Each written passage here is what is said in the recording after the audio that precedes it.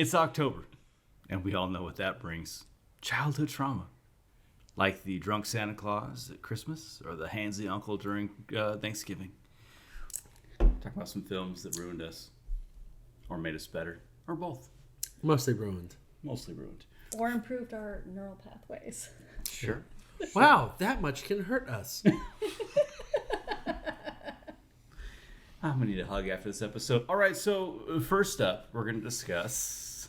let's go with Land Before Time. Mother, is this all there is to eat? Oh, I'm sorry, my dear. The land has been changing. Desperate for food, some of the dinosaur herds struck out toward the west, searching for the Great Valley. Okay, so first of all, childhood trauma. Your mom dies. Okay, just real quick for everybody. We're all born in the 80s. Yes. Right, so this film came out in 1988. This was the first movie on our list that I watched myself. And I didn't recognize its significance. Obviously, I saw Bambi before it, so I was a little bit prepared. There was a lot in correlation with Bambi. Yeah, the Bambi mother dying exactly trope plays over and over again. Of course. I didn't, I saw it coming. But usually the bullet doesn't have teeth, and it doesn't show the bullet trying to kill it. Yeah. If only that T-Rex hadn't been so upset by that volcano, that giant block of earth that it ran across. That just made it so furiously angry that it was the continent separated. Is that what it was? The continental drift. Those goddamn tectonic plates.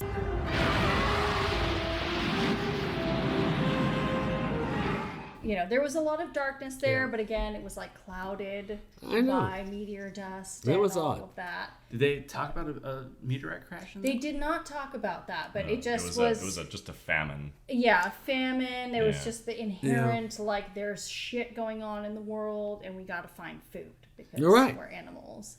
Yeah. The director of this film, Don Bluth. Don Bluth? Wait. Don Bluth. From Arrested Development? No. That's George Bluth. George Bluth, you're right. Sorry. Right. Totally different. He was very open about the fact that these movies that he directed, Land Before Time was one of them. Yeah. All Dogs Go to Heaven is another one. Oh, really? He directed that one as well. They're retellings of I see. the Book of Mormon passages. Like the Great Migration to the... What is it? The Great Valley. The Great Valley. AKA Utah. That's analogous to Utah, Salt Lake Yeah. City. Salt Lake City. Yeah. The dinosaurs fleeing to escape persecution based on The Great Valley, where long necks could have 8 wives. Littlefoot coming upon Great Valley and being like, look, it's Salt Lake City. It doesn't have the same. You're right. Sister long necks. Yeah. Sister long necks. Overall, this movie, as for me as a child, didn't seem to have that much of a dark impact. The whole Bambi thing, the mother died. Yeah, that's about it. I just showed that to my own kids recently, and that was the biggest trauma they had with it, was the fact that the long neck was alone. Yeah. But if you dig deeper into a lot of it, I think there's a lot of elements. The Triceratops dad that was perpetuating the racist notion that Triceratops or 3 horns don't talk with long necks, and et cetera. Come, Sarah. 3 horns never play with long necks. It shows a younger generation overcoming these racist stereotypes and overcoming boundaries to come to a common goal. Right. And then they made like 800 other movies and television series. So in the Great Valley, I don't know what problems they came upon then, and I'm sure Don Bluth was not directing all of those. So, whatever they did after that is it's all positive. It's all At what point did Don Bluth see the meteor coming? You mean the government? No. And All Dogs Go to Heaven was before? No, Land after. Before? That was after. Was after Land Before Time? Land Before Time came first. Okay. Yeah. So, that's why there was so much hope. all dogs go to heaven just sapped all the hope out of it. This movie got kind of a whole lot darker. It was typical Disney fare of like the arc of like you're going to sacrifice yourself to protect somebody else. Yeah. Which is It wasn't Disney. Oh, shit. Sorry, Disney. Hence the assumed. smoking. I know, you're thinking about Pinocchio. You're right. Dude. You're right. 30 years have passed since Pinocchio. So Disney was like, we're done with that. They came out same time as their Disney counterparts. Yeah, the exact same day as Which is, that's Yeah. like a thing. Little Mermaid. It was direct competition. They leaned edgier. Yeah, They were could. a little On bit purpose. edgier. They purpose. were not Disney. Come on, let's get out of here.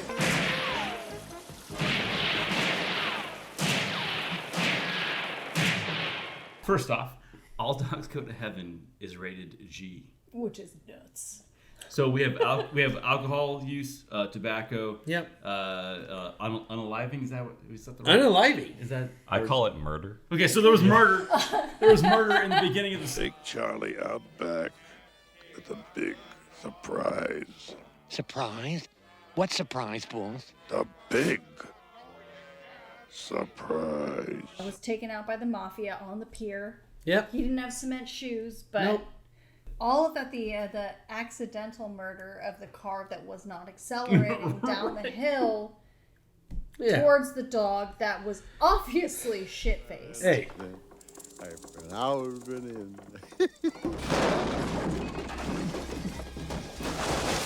It basically was taking mafia Right. and putting it into children's Yeah. movies, which is It was not like exactly... children. They love Jimmy Hoffa. You know, there are some children that go through trauma like that. Some. Not the Right. general audience, not the G general audience that would be Right. watching that Of film. course. Well, the movie opens with a prison break and Yeah, a shootout. but you know Yeah. what? And it's a rated They G. were way ahead of their time. Yep. They were being inclusive of the people that felt unseen in Disney movies, The okay? incarcerated. So, The you know, Teamsters. they were like, they were ahead of their time. So Yeah. one was dark fact about All Dogs Go to Heaven and Land Before Time. Judith Barcy. She played Ducky, or voiced Ducky in Land Before Time. Yeah. And voiced Anne Marie in All Dogs Go to Heaven. Had a tragic end. Before the All Dogs Go to Heaven movie was finished, she was murdered by her father, and he also murdered her mom. So the end scene to All Dogs Go to Heaven has a kind of a heavier feel, knowing that she died before the film was finished. Oh, Charlie, I'll miss you. Yeah. I'll miss you too, Squeaker. Whoa. Yeah. Thanks, Josh. Well, you know, I'm here to help. All right, we're good. Are we? No. Yes. But we are okay to continue. Yes. Under the sea, It's like, yeah. things will be better, things will be wetter, take it from me. No, something like that. The one movie we're not discussing. Yeah. Yeah. The Little Mermaid. Well, let me just say, I was going to actually bring up all the fucking grim fairy tales. The shit that they wrote that didn't then get, like, popularized. Right. He's so goddamn dark. Like, they're just selling off their children for gold or leaving them in the forest because they didn't have enough to eat. Well, you know, back in the day, that's what you had to prepare your children Bro! for. That's what you had to prepare. Winter was long. There's some shit. It was. Well, it's funny because, you know, we're talking about dark movies, but there's a history of this and storytelling that has become very cleaned up for the masses, so to speak. It's interesting to see both sides of it, you know, like we've been talking about mildly here, how it's kind of good for you to have these traumas and see these things, but Because some of they're them real. go a little too far sometimes, and depending on how old you are when you see them, it makes a big difference. Yeah. What is your favorite from the old days? Of movies? Yeah. That No, were- no, not movies, but of, let's say like a childhood fairy tale where you're like, Oh, fucking Hansel and Gretel is kind of fucked up. that's my favorite. Here's a question for both of you then. So gingerbread people, right? Yeah. You have gingerbread houses, Sure. right? So are the gingerbread people made out of housing material, or are the houses made out of flesh? Whoa. Yeah.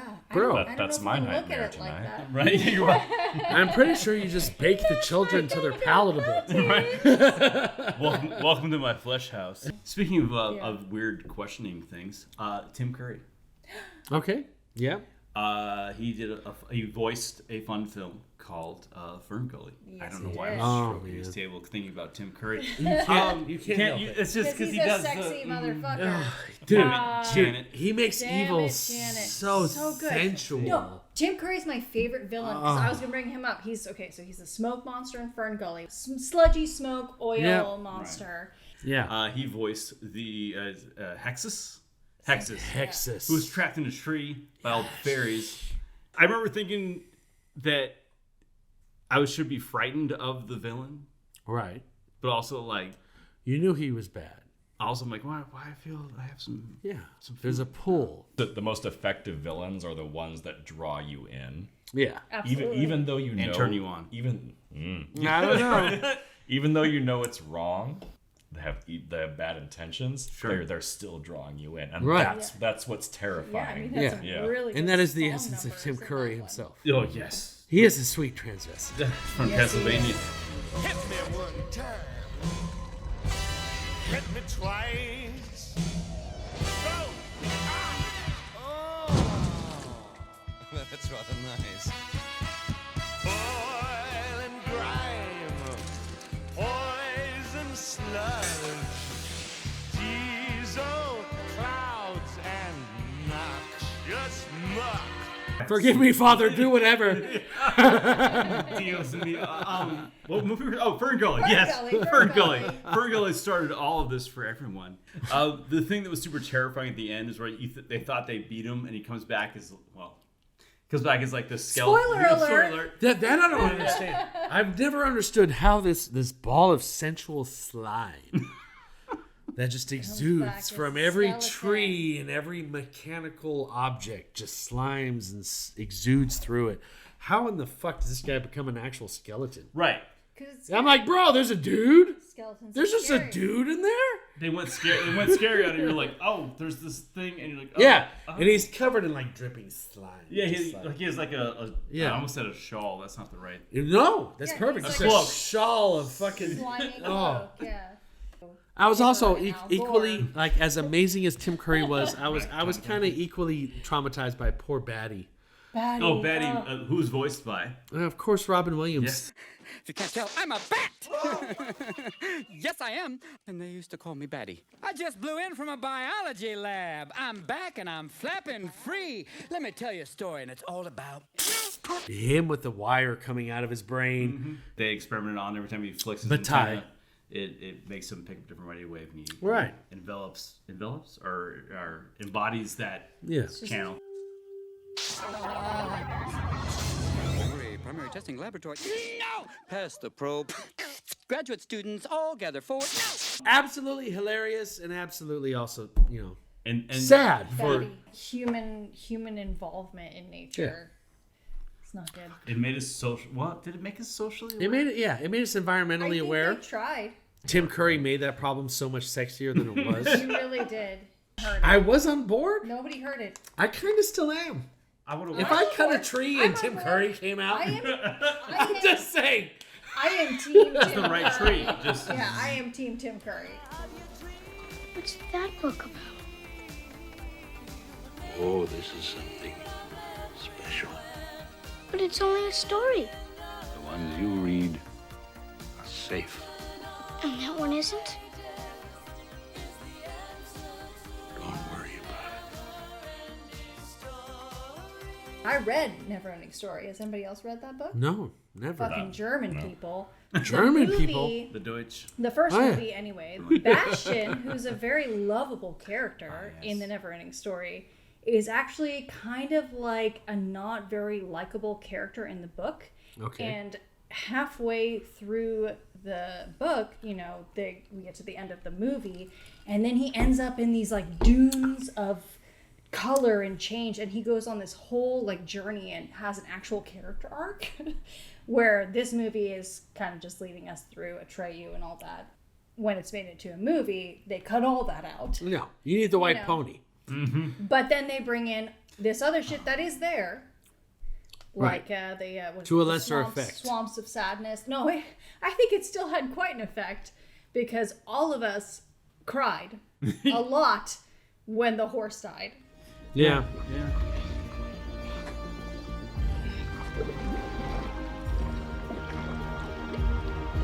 Artex, you're sinking!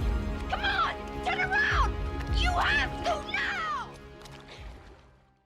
He was sad, and he's like, I'm ready to die. Yeah, he was like, give me an apple or something. He sunk. A sugar cube! Artex. The horse is fucking done. Right. Yeah. And there's so many other Well, the dark horse things gave in up. that movie. I mean, first of all, the wolf eyes in the cave, super scary. The turtle that is like fucking has COVID or some shit. Wow. It's just like Foreshadowing. sneezing all over you. And then just the destruction of belief and the world and the princess dying. Yeah. I mean, that's just all super dark. What other the rock eater? Yeah. Oh yeah, they do like a steamroller sort of. Right, and he's like talking. Then he's talking about his hands and how he like they were like such great hands, but he couldn't save all these people that were like dying from the Great Nothing. The Great Nothing. The Great Nothing is breaking. That's breaking the world, and he's like broken because he's this World huge. War II. Yeah, he's this huge, like strong rock man, but he could do nothing to save these things. Yeah, like that's like some old Cold War shit or World War II shit, you know. I forgot about the Great Nothing. Yeah, it's sucking the away Great Nothing their hit world. deeply. Yeah, it's also a depression thing. Yeah. Yeah, just taking away Life in general. Yeah, no matter how strong you are. Yeah. How strong you think you are, right. These things can still be taken away from you, and that's a huge thing as a child growing up, learning about these themes that there are 100%. things out of your control. Even if you had 100% of your strength, and even if you had 100% of your land, it wasn't enough. Yeah, you just can get that shit taken from you. Yeah, it's all very bleak. Very traumatic and bleak. Yeah, there's a lot of bleakness in that's the overarching theme of all of these. All of these apparently. Hope wasn't quite the theme. It was more about survival. Not, yeah. It was more about surviving the traumatizing horrors, more than creating your dreams. Yeah, they weren't exactly making. Make your YouTube channel. Right. Well, I think in the 90s there was a lot of create your dreams, and nowadays it's a lot of let's deal with these emotions that are complex and take them head on. Yeah, 100%. Which is healthy. No, there is 100%. There's a reason that Mrs. Doubtfire is not on this list. Okay, Mrs. Doubtfire was a hopeful. Hey, we can have fun and we can live separately. And, there's always hope. And cross-dressing is that 100% okay? Dad, totally fine. Yeah. Cross-dressing dad is funny, But he still loves mom and he still loves his children. And there's still a way for us to move on. Yes. Whereas in the 1988, 1989, there wasn't quite that hope. Quite. It's the people who were making these in 1988 and 1990. They had lived through Vietnam. They had lived through Watergate. They were living in the Cold War. They lived through the AIDS crisis. Yeah, they lived through course. the AIDS crisis. They weren't making this necessarily for the children in the 90s like we were. Yeah. They were making it for themselves. Oh, absolutely. Which was... They had to express that. Dealing with the trauma that they felt and they grew up with. And that's how we got Taxi Driver. It was called Taxi. What was a taxi? There is no Taxi Driver in the 90s, and I wonder why. So let's talk about Fern, yes. Return of Oz. Okay, sure, yeah.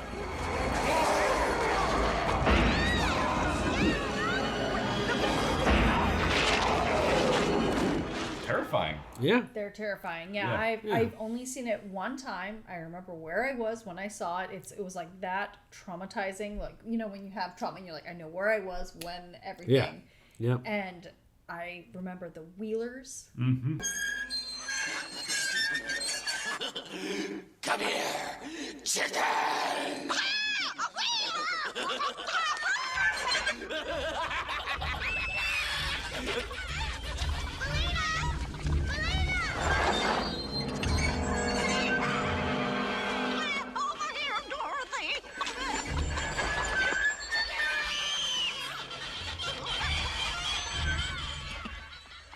and I was like, I'm done. I'm freaked out. Why is this real? Yeah. What a contrast between Wizard of Oz Yeah. and this movie, which is completely different. Very different director. Frank Baum taking their own take on the books, you know. All right. But honestly, I kind of love it. They deviated. They did their own thing. They deviated completely from the source material and did their own thing. Yep. Good for them, but freaked me the fuck out. Was not ready for that at the age that I watched it. I think if I watched it now, it would be a little different because I could handle it. It's great. All right. I like that. I like that it has like kind of like a steampunk. It like definitely vibe did. to, Yeah, vibe no, like to the it. Wheelers. There's like it's like a Jets and Sharks, like but like weird. You and know, instead of the Tin Man, there's this like TikTok character. Robot. And he's got a metal mustache and everything. Are you Dorothy Gale? Yes, sir. Pleased to meet you. I am TikTok, the Royal Army of Oz. She gets strapped down and like has her attempt for her memories to be removed or some sort of insanity. Electroshock therapy. Yeah, electroshock therapy, yeah. I just can't get over the fact that this is a children's movie. Like based on a celebrated, loved children's property like Wizard of Oz. Right. And this is a horror movie. It is.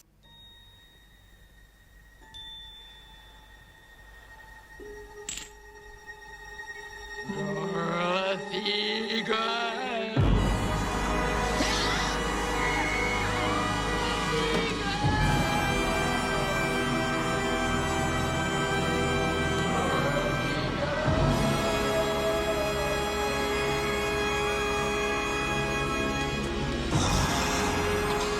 But again, as an adult, as an over 30-year-old adult, we're like, yeah, that's cool. Yeah. That's good. Well, I mean, and on that topic of like kind of terrifying things for children, but like kind of cool as adults. Witches. Oh, the witches. The witches. Every country in the world has witches. Real witches hate children. We'll wipe them out like weasels. And there is a leader, a high witch of each country. And the ruler of all the witches is the most evil woman in creation. The Grand High Witch herself. Of all the movies in this list, this is the one that affected me the most.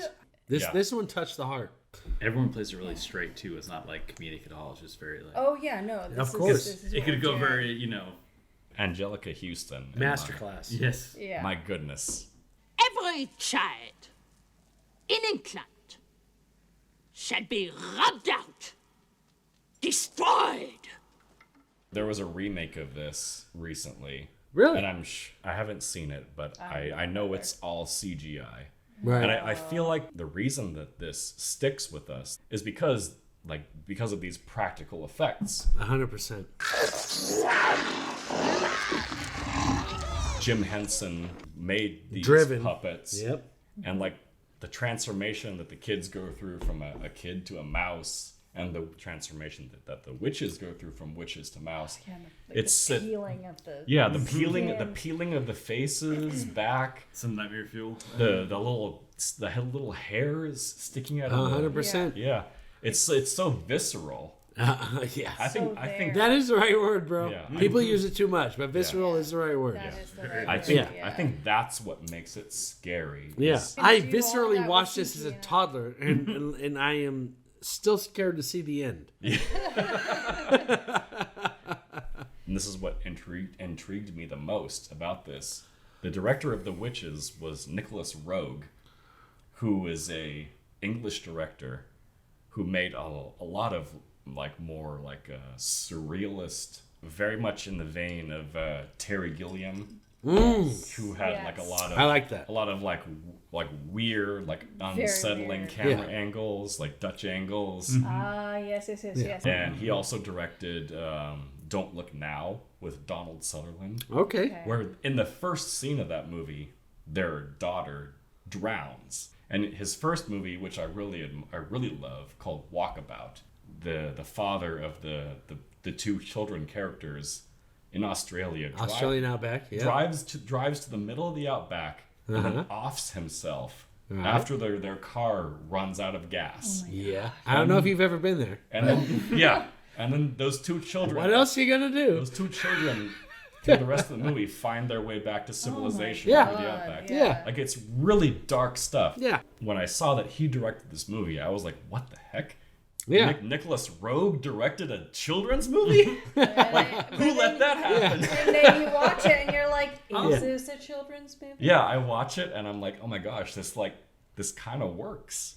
It really does. Because it's just the way it's shot with the absolutely kind of handheld. It's very surreal. The hotel that they stay at gives me like a very almost Wes Anderson vibe to it. It does. I was gonna say The Shining, honestly. Oh yeah. Detached. 100%. I'm also feeling a lot of Lynch. Yeah. Like, there's this vibe of this cleanliness and this normal life, and then this weird shit's happening. I love the simplicity of the storytelling in this. Yeah. Like it is. Yeah. The witches hate children. The witches. They fucking hate them. There's no lore to get to get bogged down with. Innocent's bad. Throw it down a hill. Yeah. Bye. Children must die, and that's it. Simple, to the point. When you're a kid, makes sense. You don't need any extra lore. That's Exactly. all you need. That's scary enough, right? Yeah, they're not sucking essence. Yeah. They're not. Yeah. Children's author Roald Dahl. Roald Dahl. Yeah. Absolutely. Wrote so many. I've read so many. I actually haven't read The Witches to the kids, but we have a box collection of all of his story, or most of his stories that are very popular. Naturally. Have not read this one. Curious how it comes off as just reading it and how it comes off in the movie. Roald Dahl. Yeah. He was alive still when this movie was made. He hated this movie. Really? Because in the end of the movie, the child who was turned into a mouse got turned back into a child by a good witch. And that doesn't happen in the story. God forbid there's hope. Right. Yeah, in the story, he remains a mouse. Yes. And there's a whole discussion of, how long do mice live, Grandma? How much time do I have left? Right. That kind of thing. That's very much what we were talking about earlier with the Grimm fairy tales and how they got kind of scrubbed and washed, with Little Mermaid. Little Mermaid, that bitch dies. None of this fairy tale bullshit. So even though this movie is pretty gruesome, I do think that the movie needed that small sliver of hope. Yeah, it did. Blanky, can you let go? Try to untie yourself. I'm not scared. Let's do Brave Little Toaster. All right, Brave Little Toaster. Yeah, no, there's some fucked up shit in this movie. I remember watching it a lot as a kid. I wasn't as scared of this one as other ones, but it was very blended in. Like I said, the AC unit getting so angry and I killing remember himself. the clown. The scary clown. Yeah, Why? They he's just gotta run. bring the clowns in. Run. It's just Then it turns into that creepy fucking nightmare, and the movie generally just takes a pretty dark turn from there. This movie takes a dark turn at every point. It's At every point, yeah. It really makes me want to rewatch this movie to see where the horror didn't start. Yeah. They go to a chop shop, literally. This guy's putting a blender in a vise, and he's fucking taking a screwdriver to it, and then there's oil dripping off his desk. It's that's a mafia torture scene. Horror. And all these little brave little toasters and other appliances are watching this happen to their friend that's getting tortured, essentially. Brave little failures. Or there's these sacrifices that they're doing for themselves, which is it's noble. Yeah. But at the same time, it's a lot of pretty dark and heavy themes for little kids. The AC units fucking commits suicide because he's angry and he just fritzes out. Well, he was a jerk anyway. We have lamp, Lampy or blanket. What was the vacuum? Was the I vacuum? don't remember their names, but wasn't it something Lampy that sounded and Blanky? safe? But it's also kind of funny because now, being where we are, these are all things that are kind of outdated, you know? Like, we all have toasters still, but there's also air fryers, and we've got vacuums, but there's, like, the Dyson fucking, like, electronic whatever, you know? Brave little air fryer. And the brave little air fryer. The brave little air lamps fryer. The lamps are all LED, you know? Yeah. A radio. Radio gone. No one uses a lamp. Video killed the radio star. Yes. No, Hulu killed the radio star. This is true. Hulu, No, yeah. wait. YouTube. Yeah. No, VH1. No. No, wait. Amazon DVD, Prime all of killed the them. radio TRL. star. Carson Daly killed the radio star. Yeah. You heard it here first, everybody. Well, that concludes our broadcast day, week. Actually, it concludes all future broadcasting of any sort. We'll sign off now with the suitable tune.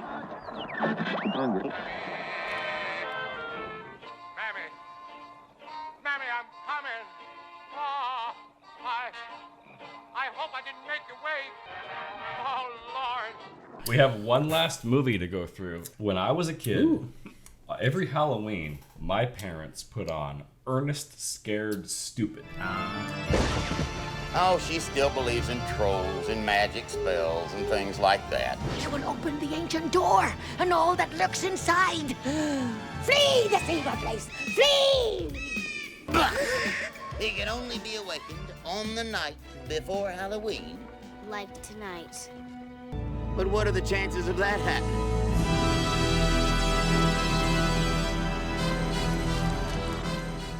That's a Parents good one. were special. Yeah. As all parents. My dad's name was Vern. No. That has nothing to do with this. I remember Ernest Scared Stupid scaring me as a kid.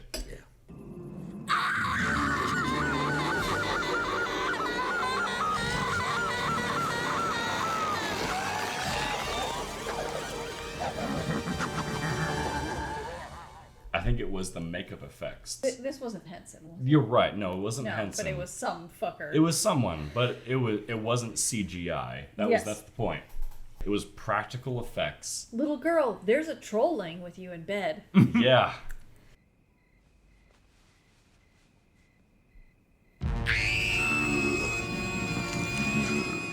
It was there. It was in front of the camera. It was real in my mind. I feel kind of terrible saying this, but I'm pretty sure most of them were repurposed killer clowns from Mars.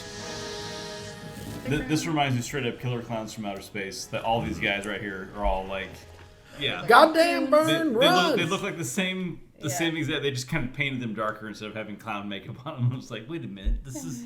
Oh. I'm sure they're recycling the same effects and the same ideas. Like yeah, shit. Mm-hmm. It was made around the same time, so that makes sense. But you know what? When you're a kid, it works because you haven't seen Killer Clowns from Outer Space. They're so gross. Yeah. So much snotty sliminess. Definitely, if I was a kid, probably would have been a little bit traumatized. Yeah. Again, by the visceral. Mm-hmm. It's If at all, by real, the flannel. It's there. But there is that fun, playful aspect to it that makes it a kids movie. Tom Bobby, help! You're gonna pay for the sins of your forefathers. I didn't have forefathers. I just had one father, and I didn't know him that well. Is this a film in a series of like Ernest? Yeah. Ernest Scared Stupid. 'Cause I remember Ernest Saves I Christmas. recognized it. Ernest I've should never die seen alone. any of these, to be honest. Yeah, Ernest P. Worrell is a character who was very prevalent in the early 90s. Right.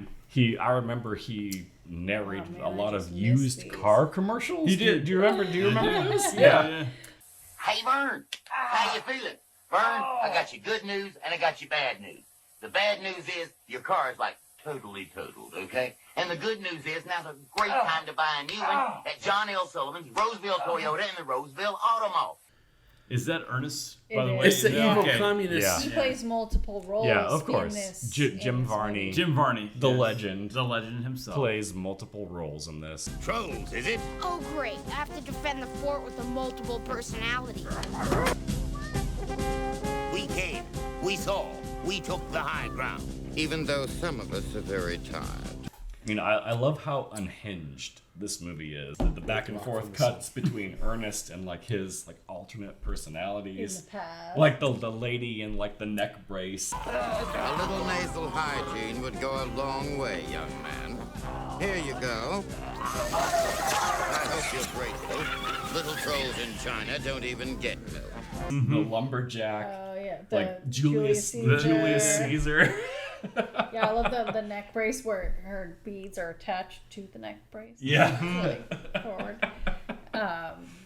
If Jim Varney was alive, like for the TikTok generation, Lord. he would have like killed. Golden. Yeah, because like his comedy, I didn't really appreciate as a kid. No. Remember, if any of us get separated, there's an old pioneer way of finding north. The bark always grows on the outside of a tree. Is he serious? It was silly. It was crazy. But rewatching this as an adult, like really gave me like a new appreciation for Jim Varney's humor. With the right tree, we can build an impregnant fortress. The stuff that I didn't notice as a kid just went straight over my head. Sure. You're just waiting for the weird. He was a decade too early. He was just before the Dirty Jobs craze. Yeah. He could have done everything. Observe. I am so impressed by Ernest Super. We'd like to thank you for joining us on our journey through our childhood trauma. And thank you to our future therapists. Yes. Yeah. Maybe our children won't be as traumatized. Exactly. Too late. Too late. However, it is our hope that through these films, you become better. And I do believe you will. Yes. They reignite our passions and horrors. When you ring that bell, we may endure. Watch closely, laugh hard, and forever remember the greatness that was the 80s. 90s. And 90s. Fuck!